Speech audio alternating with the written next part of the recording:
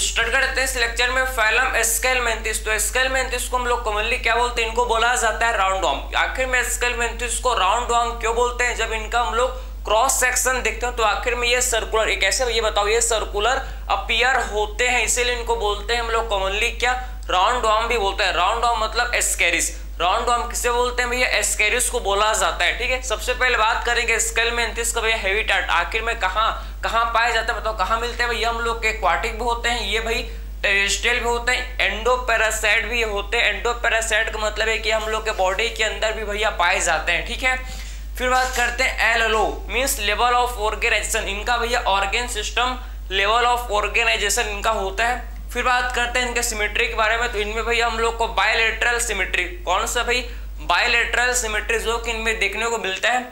फिर इनके germ layer का बात करें तो इनमें ट्रिप्लोब्लास्टिक, इनमें 3 जर्म लेयर जो कि क्या होता है बताओ जरा, प्रेजेंट होता है, ये ट्रिप्लोब्लास्टिक होते हैं। सिलोम का बात करें तो इनमें फॉल्स सिलोम में सुडोसिलोमेट, ये कैसे होता है भैया, फॉल्स सुडो मतलब फॉल्स, तो इनमें सुडोसिलोमेट जो कि क्या होता है भाई, प्रेजेंट होता है, समझे, इनमें फॉल्स सिलोम होता है भाई। ठीक है, फिर बात करता है इनके रेस्पिरेशन के बारे में। इनमें रेस्पिरेशन किसके थ्रू होता है बताओ जरा, बॉडी सरफेस के थ्रू होता है भाई, किससे, सिंपल डिफ्यूजन से, समझे।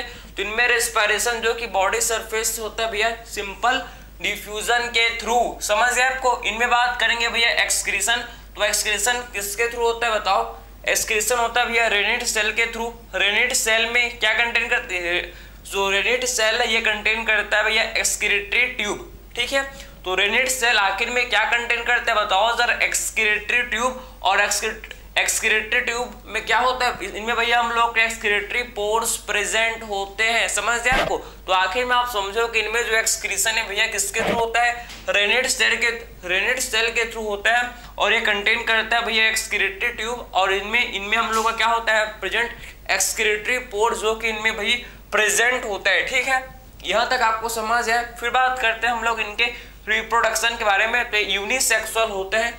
यूनिसेक्सुअल का मतलब है कि डायोसियस, मोनोसियस नहीं, क्या होता है ये भाई हम लोग के डायोसियस होते हैं, समझे। तो यूनिसेक्सुअल होते हैं, यूनिसेक्सुअल को ये बोलते हैं क्या, डायोसियस। क्या बोलते हैं भैया, यूनिसेक्सुअल को ये बोला जाता है क्या, डायोसियस, समझ गए आपको। इनमें इंटरनल फर्टिलाइजेशन, इनमें भैया इंटरनल फर्टिलाइजेशन जो कि हम लोग को देखने को मिलता है, इनमें डायरेक्ट या फिर इनडायरेक्ट डेवलपमेंट होता है। ठीक है, डायरेक्ट या फिर इनमें इनडायरेक्ट डेवलपमेंट जो कि इनमें होता है भाई। ठीक है, और इनमें भैया हम लोग को सेक्सुअल डायमॉर्फिज्म होता है, इनमें सेक्सुअल डायमॉर्फिज्म देखने को मिलता है। सेक्सुअल डायमॉर्फिज्म का मतलब है कि आप क्या कर सकते हो, इनको इजीली डिफरेंशिएट कर सकते हो मेल एंड फीमेल को, क्या कर सकते हो आप इजीली भैया इस एक्सटर्नल फीचर के थ्रू। अगर आप इनके एक्सटर्नल फीचर को देखोगे तो आप इजीली इनको डिफरेंशिएट कर सकते हो कि ये मेल है कि फीमेल। जैसे कि आप ह्यूमन बीइंग को कैसे डिफरेंशिएट करते हो कि मेल है कि फीमेल, भैया मेल में क्या होता है, मूंछ दाढ़ी होता है, लेकिन फीमेल में नहीं होता। तो आप इजीली एक्सटर्नल अपीयरेंस से, बाहर से ही आप पता कर सकते हो कि मेल है कि फीमेल। कुछ को नहीं कर पाते आप, अलग बात है। ठीक है, तो आके देखो कि इनमें ये फीमेल एस्केरिस है और ये मेल एस्केरिस, फीमेल एस्केरिस और मेल एस्केरिस। फीमेल एस्केरिस का आप देख सकते हो कि इसका स्ट्रेट टेल है, समझे।